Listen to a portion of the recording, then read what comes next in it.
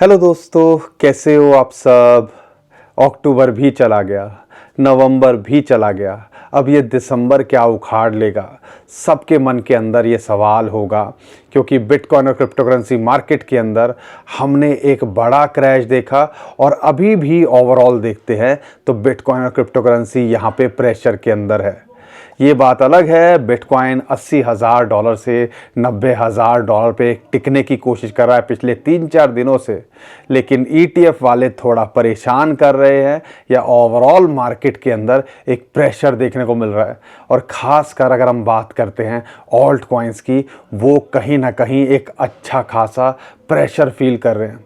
आप देखोगे अभी बिटकॉइन के डेथ क्रॉस से नहीं संभले थे, अभी यहाँ पर इथेरियम के अंदर डेथ क्रॉस आ गया, सोलाना के अंदर डेथ क्रॉस आ गया, तो कहीं ना कहीं और प्रेशर यहाँ बनता देखने को मिल रहा है कि यार बिटकॉइन के डेथ क्रॉस के बाद 95 से हमने सीधा इसको देखा यहाँ पर $80,000। अब इथेरियम के अंदर भी कल जो है डेथ क्रॉस हुआ है। तो पहले क्या हुआ है वो तो मैं आपको बताऊंगा ही। क्या इथेरियम के अंदर भी एक बड़ा क्रैश देखने को मिल सकता है, क्योंकि दूसरी सबसे बड़ी क्रिप्टो करेंसी है। तो यहाँ पे मुसीबतें हमारी कम होते देखने को मिल नहीं रही है। और ये मत भूलिएगा, आज नवंबर का आखिरी दिन है, तो एक अलग प्रेशर के अंदर आज मार्केट होती है, या आप कह लीजिए एक मंथली जो कैंडल क्लोजिंग है उसका प्रेशर होता ही है।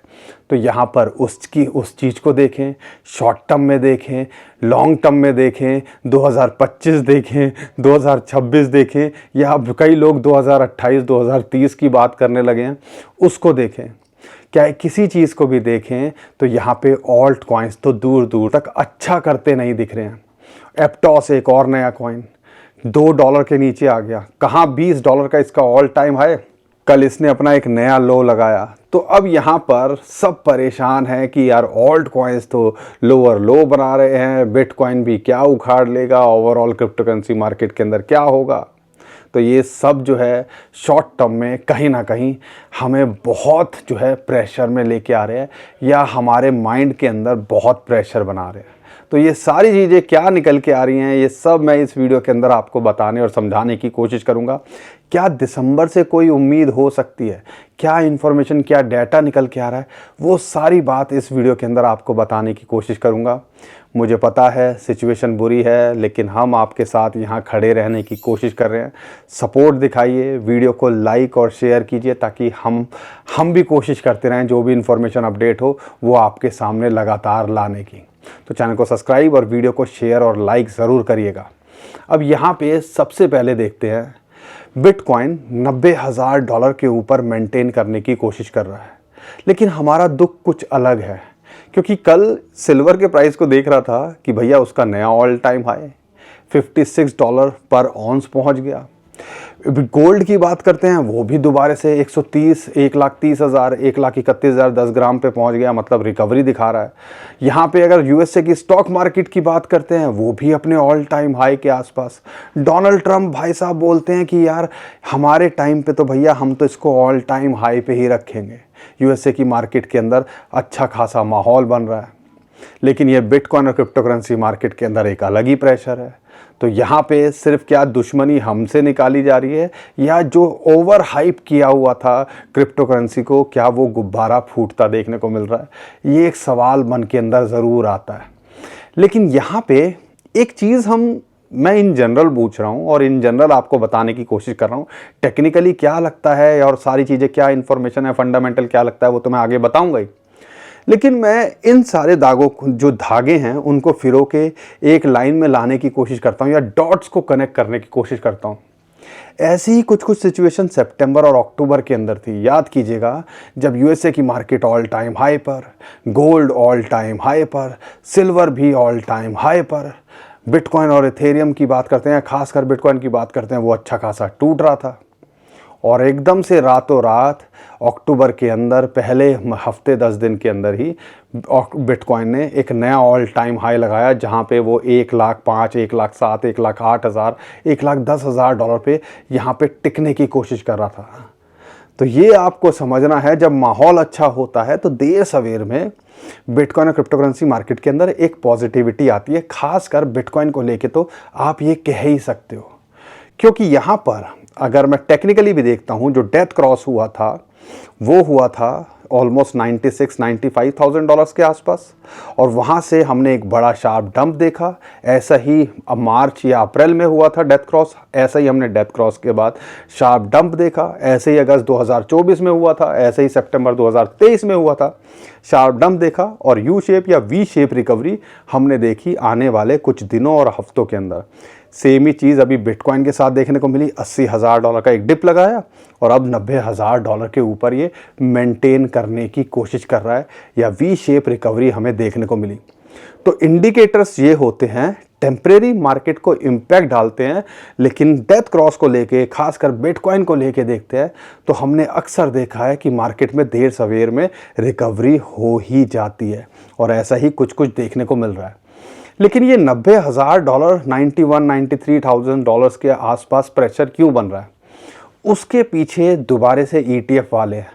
ये बात अलग है कि जो इनफ्लो है वो लगातार पॉजिटिव के अंदर है। फाइनली अगर फ्राइडे को भी देखते हैं तो इनफ्लो पॉजिटिव के अंदर था, लेकिन ब्लैक रॉक की सेलिंग ऐसा लग रहा है यहाँ पर ख़त्म नहीं हुई है। ऐसा लगा था कि यार 1-2 दिन उन्होंने लगातार 200-500 बिटकॉइन खरीदे, तो ऐसा लगा कि यार चलो अब उनकी सेलिंग ख़त्म हो गई, लेकिन फ्राइडे को दोबारा उन्होंने 1,500 के आसपास बिटकॉइन सेल किए, फिर भी इनफ्लो जो है पॉजिटिव के अंदर था। तो कहीं ना कहीं यही चीज़ है, ETF पे नज़र रख जो है बना के रखनी है, खासकर ब्लैक रॉक के ऊपर नज़र बना के रखनी है। क्या वो आने वाले हफ्तों के अंदर सेलिंग करते हैं या यहाँ पर हमें बाइंग देखने को मिलती है? तो ये एक इमीडिएट या एक डायरेक्ट इम्पैक्ट हमारे ऊपर डाल रहा है। अब यहाँ पर USA की मार्केट को देखते हैं, ओवरऑल जैसे मैंने सिचुएशन बन रही है, तो कैसे ये $1,00,000 के ऊपर मार्केट को कब मूव करा देंगे हमें आइडिया भी नहीं लगेगा, और हम ज़्यादातर शॉक में रह जाएंगे। तो ये भी पूरी पॉसिबिलिटी है, और ये सिर्फ मैं इसलिए नहीं बोल रहा हूँ कि ऐसा हुआ है, ओवरऑल मार्केट सब सुधर रही है तो बिटकॉइन, उसके पीछे 2-3 और रीज़न है। क्या है, मैं डेथ क्रॉस को देखता हूँ, जब भी हुआ है मार्केट ने रिकवर किया है और उसके बाद नया ऑल टाइम हाई लगाया है। यहाँ पर अगर मैं देखता हूँ RSI को ओवरसोल्ड जब भी हुई है 20-30 के आसपास आई है, हमने रिकवरी देखी है।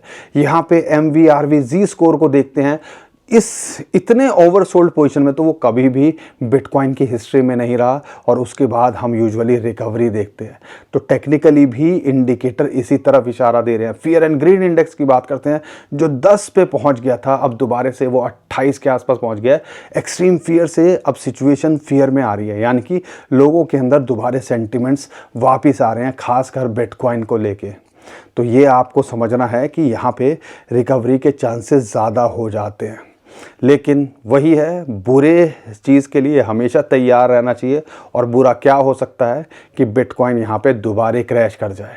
$90,000 के ऊपर अभी टेक्निकली देखते हो तो एक सपोर्ट इसको मिल रही है। अगर इसको लूज़ करता है तो वही 83 से $85,000 का एक इंपॉर्टेंट सपोर्ट जोन इसके लिए निकल के आता है। और अगर यहाँ से ये बाउंस करता है तो इमीडिएट, जैसा हमने आपको बोला था, 90 से $93,000 में ये फंसेगा, वहाँ फंसता देखने को मिल रहा है, और इसके पार जाता है तो आपको पता होना चाहिए एक रेजिस्टेंस जो है $97,000-98,000, फिर 1,00,000 से $1,03,000 का एक जो है रेजिस्टेंस जोन इसके लिए निकल के आता है।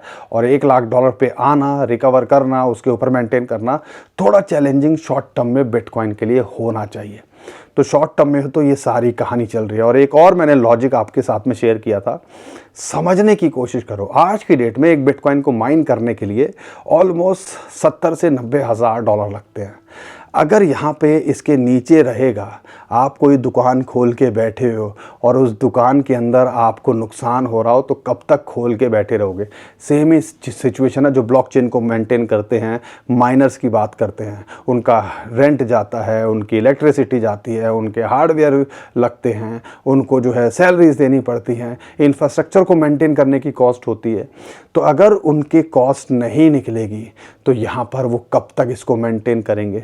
तो ये देख लीजिए, शॉर्ट टर्म में मार्केट टेम्परेरी तो नीचे जा सकती है, लेकिन परमानेंट अगर आप देखते हो या हम लंबे समय के लिए, इससे नीचे जाना थोड़ा मुश्किल है बिटकॉइन और क्रिप्टोकरेंसी मार्केट के लिए, खासकर बिटकॉइन के प्राइस के लिए।